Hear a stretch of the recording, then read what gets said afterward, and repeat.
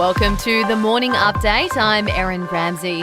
The AstraZeneca vaccine is due to be phased out in the coming months. Modelling shows the Pfizer and Moderna will become the key vaccines across Australia, with demand for AstraZeneca to drop in October. Data shows supply of Pfizer is ramping up, with at least 1.7 million doses available weekly by October, with 430,000 Moderna doses to be handed out. Border restrictions for people travelling from New South Wales into all the other states have been tightened just ahead of the school holidays. Western Australia and South Australia have locked down their borders altogether. John Sharp from Rex Airlines says the latest restrictions come as a huge blow to the tourism sector. Bookings are up everywhere. We thought, good, we're back to something you could describe as resembling normal. And then today, everything's gone the other way. People are busily cancelling, and we're cancelling flights as a consequence. It's a complete rollercoaster. Entry into Queensland is also restricted for Greater Sydney unless an exemption is granted. Meanwhile, more exposure sites have been added to New South Wales Health's list overnight, including bus and train journeys through Sydney's CBD. The Sydney cluster currently sits at 31 cases.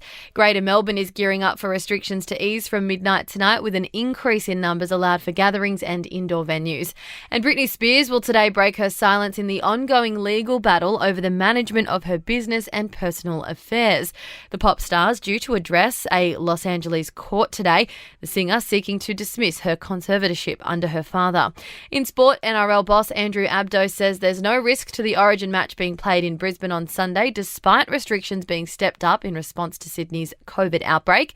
Sydney Swans players have been given an exemption to remain in Adelaide, despite South Australia closing the border to New South Wales. Crowds will be back at AFL matches from this weekend in Melbourne, but numbers at the MCG and Marvel Stadium will be capped at 25,000.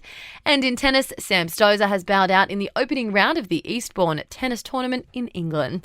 In entertainment news, Harrison Ford has injured his shoulder during filming for the 5th instalment of the Indiana Jones franchise. The 78-year-old is reprising his lead role. He was rehearsing a fight scene at the time of the injury. And Alec Baldwin has opened up about his struggle with obsessive-compulsive disorder. The 30 Rock star has gone into some detail for fans in the latest episode of his podcast.